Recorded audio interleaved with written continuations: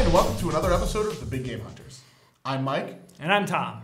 Today we have the fantastic tableau building game Race for the Galaxy from designer Tom Lehman. But first, Chit Chat. In today's Chit Chat, we're going to be picking up where we left off last week. If you haven't watched the last episode, do it now, because today we're talking more about our breakdown system. Today we're going to be talking about strategy and tactics in more detail. We hope you enjoy it.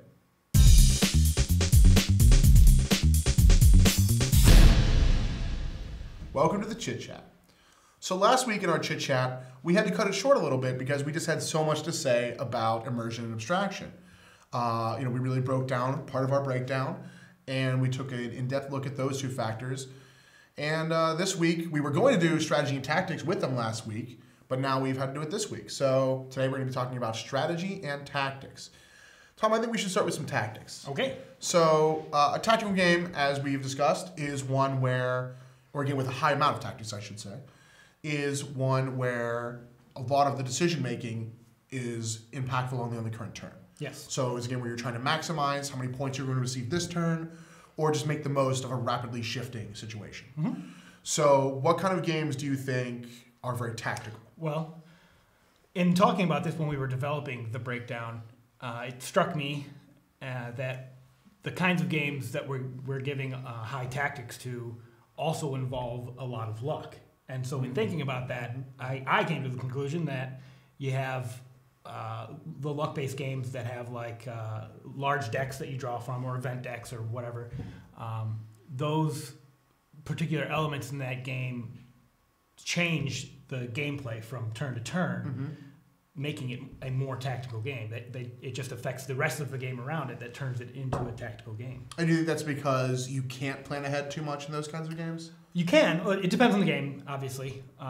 But for instance, Last Night on Earth, it has an arguable amount of strategy, but you have a general goal. You're trying to complete the scenario, and you have your idea of where your guy's going to move and to accomplish these goals. For the most part, the strategy in Last Night is pretty straightforward. Yeah, but it's the things. It's the thing that puts it so far into the tactical skill set is those cards, the cards that you've dug for and found, or particularly the zombie cards will change the hero's turn significantly,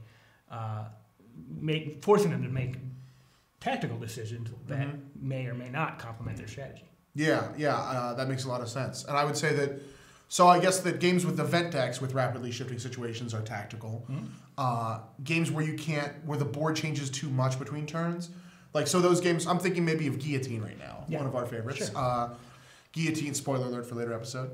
Guillotine, you can't, when you're trying to rearrange the line in Guillotine, you can't think ahead too much about what it's going to look like on your next turn. If you're playing even a 3 or 4 player game of Guillotine, the line's going to be changed 2 or 3 times before it gets back to you. You really can't plan out your action cards until it gets to you. Right. In those kinds of games, I think they're tactical because they have to be. Things are changing too rapidly.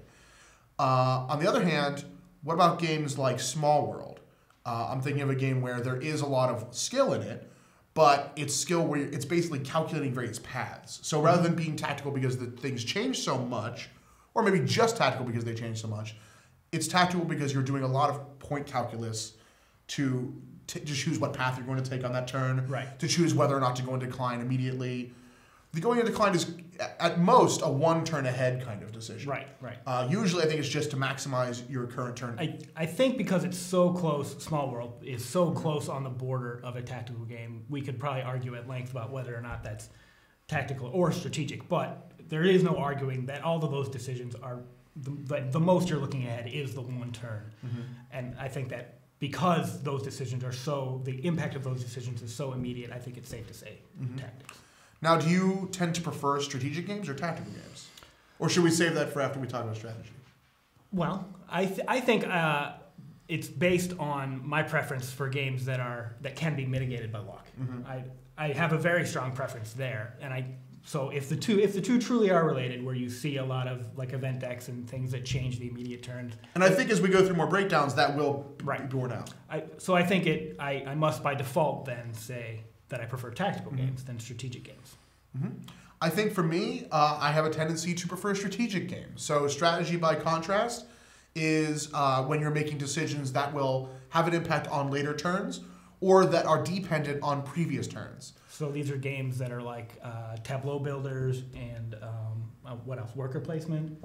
Worker placements, I think, could be either way. Oh, that's true, yeah, now that you mentioned it. But yeah, definitely tableau builders, and I would add deck builders also. Yeah. Because any game where you're building an engine, Yep. where you have kind of either an economic engine or a card engine, you're trying to make synergy between different things that you're collecting throughout the game.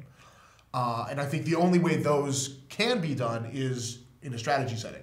There are more tactical ones, for instance, Ascension, because you have a scrolling line of things you can purchase from, rather than having everything available to you, is much more tactical than the other deck builders, the other big deck builders. And I think that's part of the reason I'm not a big Ascension fan.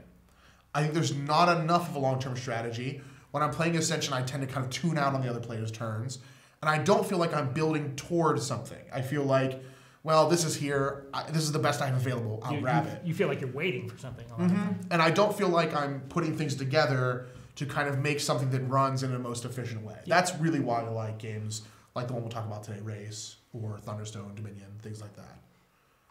So yeah, I think I tend to prefer strategy games. What other games do you think have, besides I guess Tableau and deck builders, what other games would you think have a lot of strategy? And are there other games that you think, because I know you're saying maybe more of a tactical fan, are there games you think strategy has a good place in? Well, if you're talking about miniature war games, the big, expansive ones, I'm not terribly into those, but I was back in the day.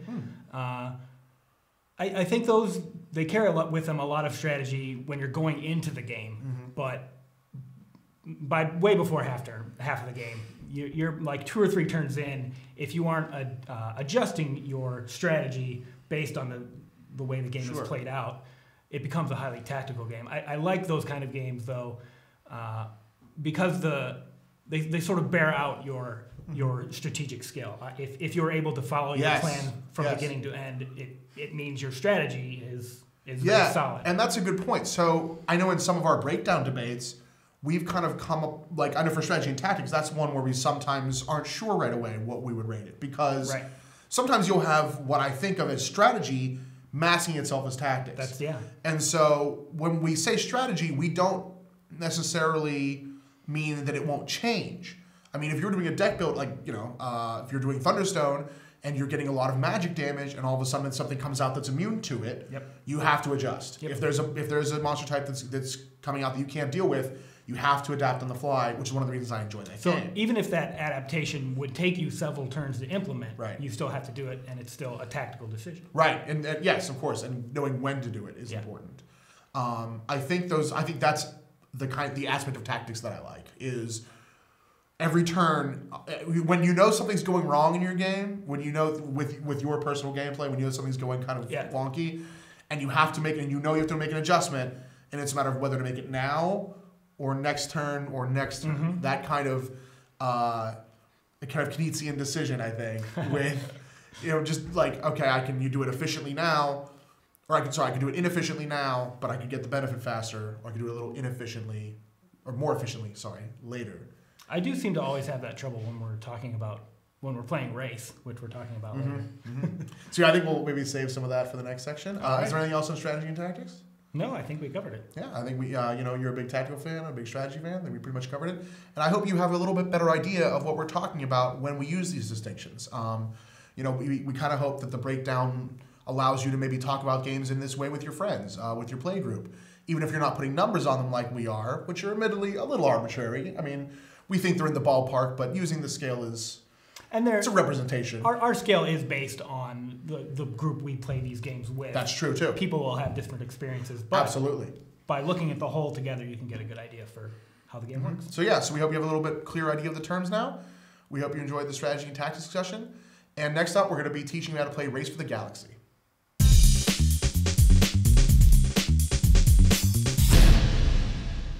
Now I'm going to teach you how to play Race for the Galaxy.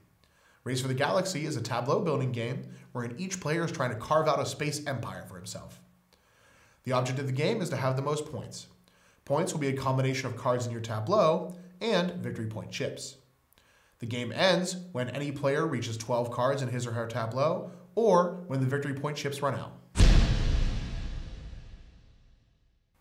Race for the Galaxy is a complex game with a lot of components. Luckily, it includes these turn summary and card summary cards. These will help you a lot on your first game. In addition, Race has a lot of victory point chips in 1, 5, and 10-point denominations. You also have several colors of role selecting cards. These will be used each round to choose which phase you'd like to occur. Finally, there are over 300 cards in the game. Neutral worlds, which have a gray circle at the top, and in the circle, their cost. Next to the circle, you'll see a hexagon depicting the number of victory points each of these cards is worth at the end of the game if it's in your tableau. And finally, along the side, you'll see any powers the card possesses. This card has a Phase 4 power, which means it will only be relevant in Phase 4. There are also production worlds in 4 colors: blue, brown, green, and yellow. These colors are also in order of rarity, so blue is the most common and yellow is the rarest. These cards follow the same format as the neutral worlds, with cost in the circle and points in the hexagon, with powers along the side. Production worlds will always produce a good in the last phase, Phase 5. When a card produces a good, one placeholder card from the top of the deck is placed under it to denote that good. A production world does not come into play with a good, but will always produce one during Phase 5 unless it says otherwise. In addition, a production world, along with the next type of card, can never have more than one good on it at a time. Next, we have windfall worlds in the same assortment of colors. Everything I said about production worlds applies to windfalls, except windfall worlds do come into play with a good and do not naturally produce one during Phase 5. Finally, all of the above card types come in military varieties. You'll notice that the previous cards had black circles with black numbers. These are red circles with red numbers, which means they cannot be paid for with normal costs, but instead must be conquered with military points. And finally, there are developments. Developments have their cost depicted in the diamond and their points in the hexagon. You'll note that many developments have a question mark in place of the points. That means that these developments will get points based on a variety of criteria.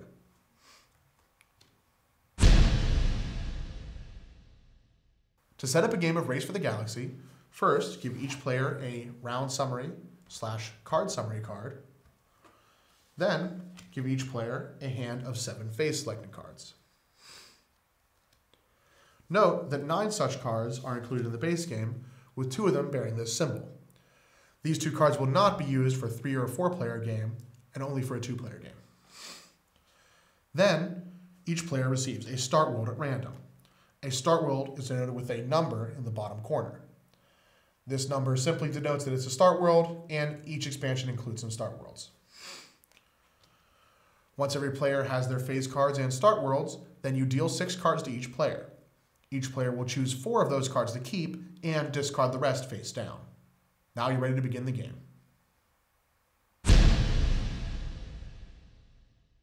Unlike many games, Race for the Galaxy is played out in a series of communal turns, which are broken up into player-selected phases. It's important to remember that only the phases that are selected by the players will occur in a given turn, and each player may partake in each phase. With that in mind, each player has a hand of 7 phase selecting cards. These cards are not managed in any particular way, and every turn you have access to all of your cards. These are used as placeholders to determine your selection for each phase.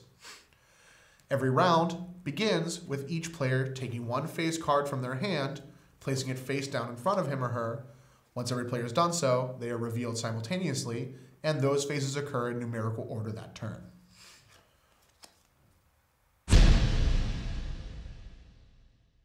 Now I'm going to go over each of the phases in a little more detail.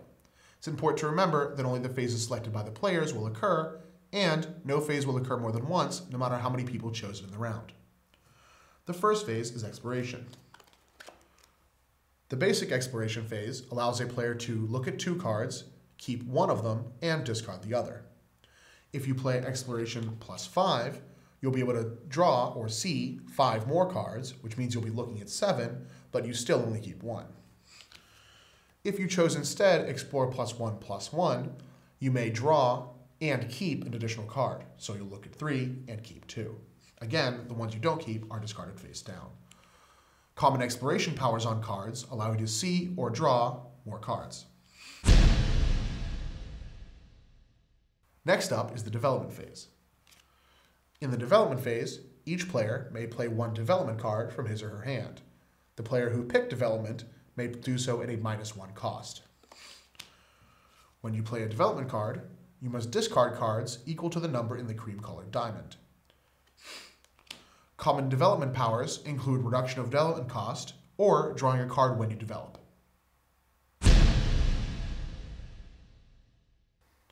Then we have the settle phase.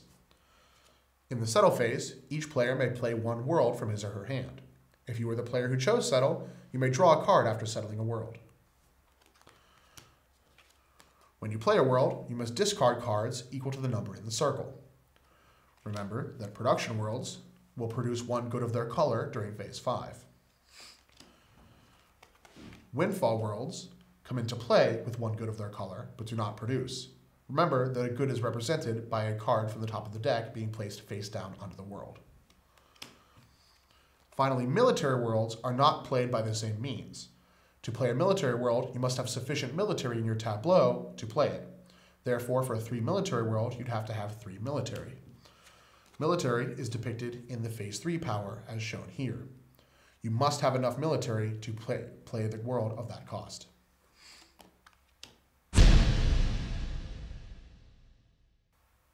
I'm actually going to go over phase 5, produce, before explaining phase 4.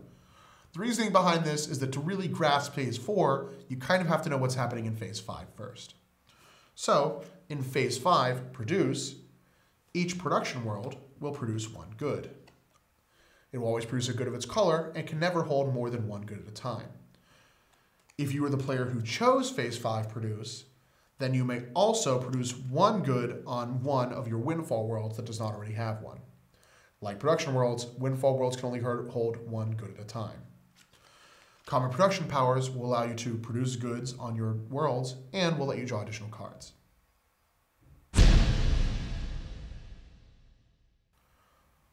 Now that you know how phase 5 operates, it's time to go back and take a look at phase 4.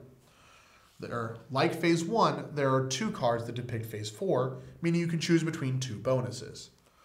The one that will occur first is Consume Trade. When you play Consume Trade, it allows you to make one trade before activating any consumption powers. When you make a trade, you take one good from in your tableau and discard it in place of drawing new cards. Each good has a different inherent value.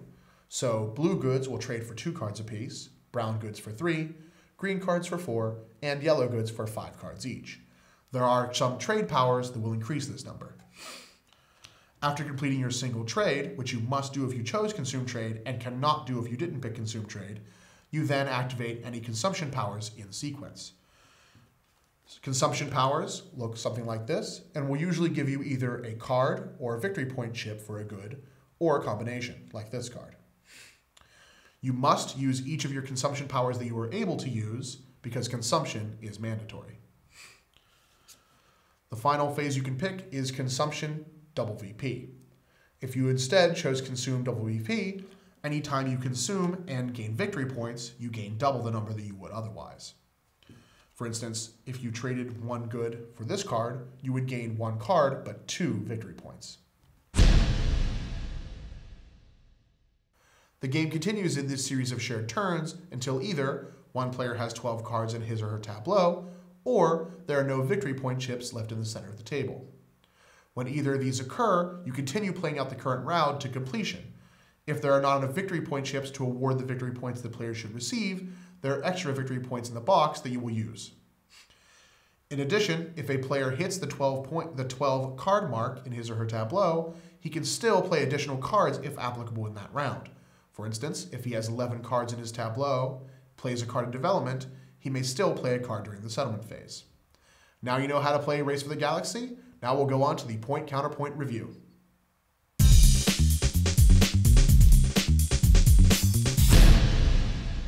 Now that you know how to play Race with the Galaxy, we're going to take a look at it in our point-counterpoint review. Like always, Mike and I are going to roll off to see who gets to argue for the game and who gets to argue against it. If it's even, I'll take the pros, and if it's odd, he will. It's odd. It's a 1, so I will be telling you what a classic tableau building game Race with the Galaxy is. And I'm going to tell you why it should stay at the store. So the first thing I really love about Race is it's so replayable. I've played Race so much, and I really feel like I never get sick of it. Unlike other deck building games, for instance, like Thunderstone, once you have kind of explored all the heroes that game has to offer, once you've tried a few different strategies involving the same heroes, it starts to get a little stale. With Race, I feel like I could play a production blue strategy every time, or I could play, a windfall green-based strategy.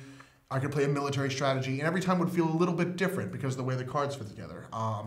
Every time I feel like I'm building something original, and it just really never gets old for me. Well, that's good. That's good for you.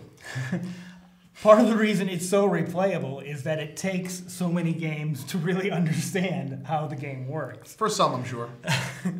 That might be an exaggeration, but even for new skilled players, you're going to play 1, 2, maybe even 3 games before you have that aha moment of how this game all comes together and you can just start building a real strategy rather than going through the motions. Like a perfect example of this problem is the way turn phase 4 is split up. They're so similar, but there's just that. Like if they could just put 6 phases on the card, there would have been no problem. But because phase 4 is divided into 2 separate sections, you get confusion about what happens when and which happens where. It's annoying. Yeah, I can see that. Even though there are only 5 phases, you'll see that there are 6 depicted along the side of the card, 1 specifically for trade, which is a little misleading. And I think it's just a little bit unintuitive that phase 4 consume comes before phase 5 produce. Yeah. Makes perfect sense from a gameplay perspective, it had to be that way, but it's a little bit hard to teach. When I did the tutorial earlier, I switched the order for clarity. Oh. So yes, I do agree with that, but the cards just flow together so nicely. Even though it's a little bit unintuitive at first, and you're right, nobody gets that first game, has a really full, gets everything in the first game. But once you get it, you got it. You use the great thing about that is this game creates a ton of decision points.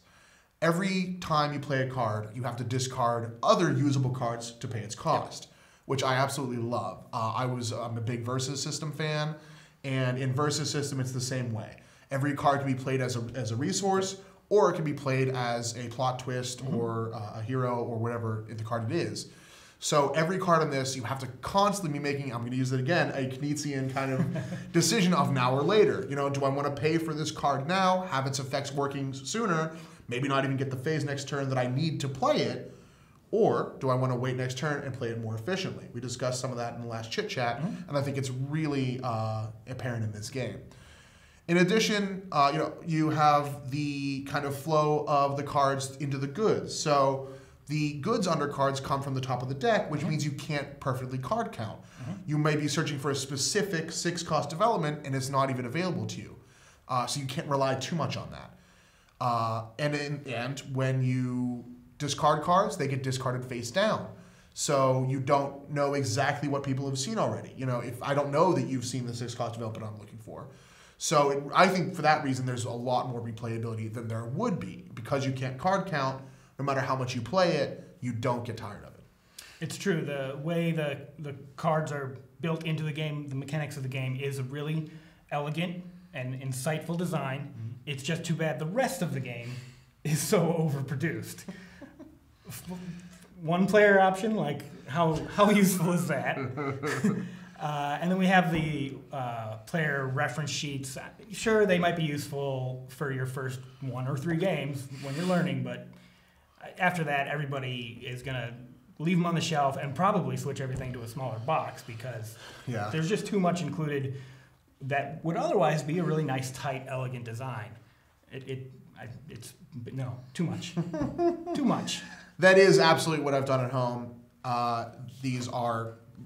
They're nice, they're ideal, but they're just too big. Makes the box too big, it drives the price up too much. But that said, even Yes, you're paying a lot. Yes, there's some stuff you won't need, but the game is so rich that I think it makes up for it in the gameplay. Specifically, I'm thinking now about the kind of simultaneous turn structure. It's not original with Race, but it's pretty rare, and Race implements it the best. The simultaneous actions and the choosing the actions that will occur each round really adds some depth to the game and makes it so fast. Race plays lightning fast. You're always thinking about your turn. There's very, very little downtime when other people are working on their stuff. And even though it's a relatively solitary game, it's a very quick, very fulfilling experience. Yeah, it makes me not mind it that I lose it all the time. I can just play through after the first couple turns. After we figure out that I lose, we can just play through and start the next game. And you know what? I will say this, though. Even if you're losing, I feel like you're doing something cool in Race. That's even true. on games where I can't quite get it together, I can't quite get the points to win, I still feel like I've put together a cool engine. Yes, it's true. The ability to manipulate all those different phases of your tableau and turn them into something cool is it's an engine. You're right. That's a great feeling. Mm-hmm. It's too bad that I don't think you can come back from that one, Tom, quite frankly. It's too bad that it's only that usefulness is only apparent in about 3 players. It doesn't scale real well, like I said, with 1 player. It's not even worth it. 4 or 5, you're going to play it on you're going to play every phase if you have 4 or 5 players. And 2, I mean, it's there, but it's just a little too much. It's too wonky. Too predictable, I think. And I think there's a little bit too much of a fundamental change with 2 players. When you're playing 2-player, you get the extra phase cards. Yeah. And with the extra phase cards, it lets you do things that wouldn't work nearly as well in 3 or 4.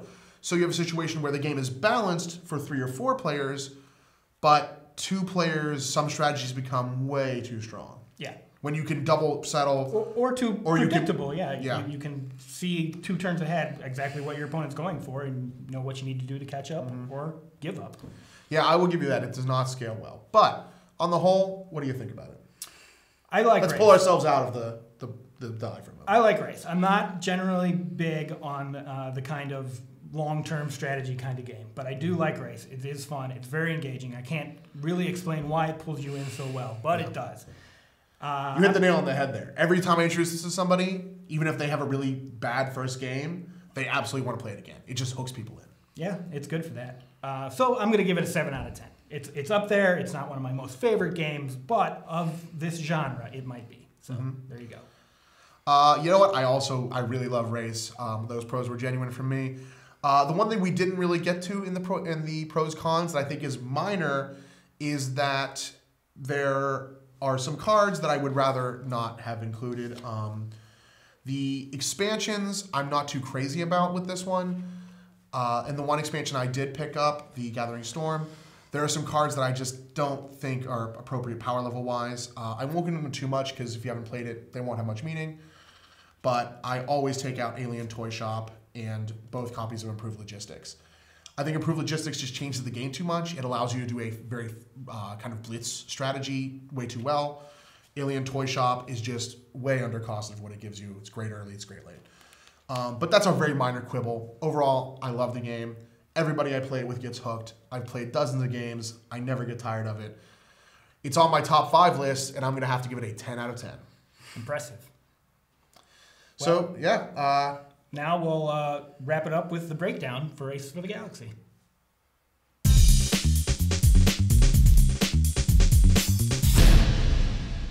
Now it's time for the breakdown of Race for the Galaxy from Tom Lehman. Our sample set included the core game, Race for the Galaxy, and the first expansion, The Gathering Storm. The game plays out in about 40 minutes, so we gave it 80 short and 20 long. Because the turns are shared, the game plays out pretty quick. It can slow down a little bit during phase selection, so we give it 95 fast and 5 slow. It's a high skill game at 85, with 15 luck stemming from basically the size of the deck and a little bit of card balance. You should count yourself lucky if you find Alien Toy Shop. It's just about the only tactical choices in the game surround turn phase selection, especially if you consider your opponent's tableau, and the rest is all long-term planning, so we give it 90 strategy and 10 tactics. Race for the Galaxy is basically a solitaire game, The only shared elements are phase selection, again, especially if you consider your opponent's tableau. So we give it 10 interaction and 90 independence. It's a mostly abstract game. It is an engine builder, and it feels like an engine builder, though you can occasionally feel like you're in a race. So we give it 15 immersion, 85 abstraction. It's a fairly hard to grasp game. Sometimes it takes a game or three before you really have that aha moment. So we give it 15 simplicity, 85 complexity. We have a 50-50 split on portability and grandeur. It's a small game inside a big box, and you can play it with all the elements inside, but eventually, like us, you're probably going to throw aside the reference charts and keep it small. We have another 50-50 split for expandability and completeness. There are several expansions. Mike says you can do without the takeover mechanic. I say it's fine. But regardless, the core game does have enough replayability. On our trophy scales, we give it 1 trophy for originality. Its core mechanics are an offshoot of Puerto Rico, and while it does make good use of those mechanics, it's nothing new. For value, we give it 2 trophies. It's an overproduced game with too many elements, and as a result, it's pricier than it needs to be. Tom gives it 7 out of 10, and Mike gave it a whopping 10 out of 10. And that is the breakdown of Race for the Galaxy. We hope you enjoyed building a space empire with us in Race for the Galaxy. Next week in the Chit Chat, we're going to be continuing to take an in-depth look at our breakdown system. We'll be looking at interaction and independence and expandability and completeness. Also next week, we'll be playing the great gateway game, Ticket to Ride. Subscribe to our YouTube channel for weekly updates.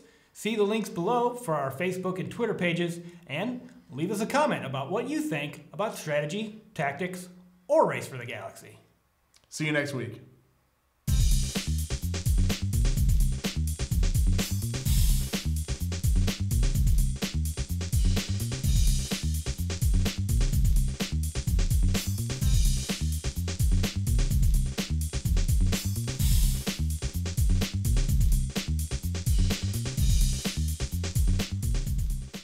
Subtly saying that that's 2 more ticks than we need. Hi, and welcome to the Sassy Game Hunters, where I get harassed all day long by my co-host Tom. I'm Mike.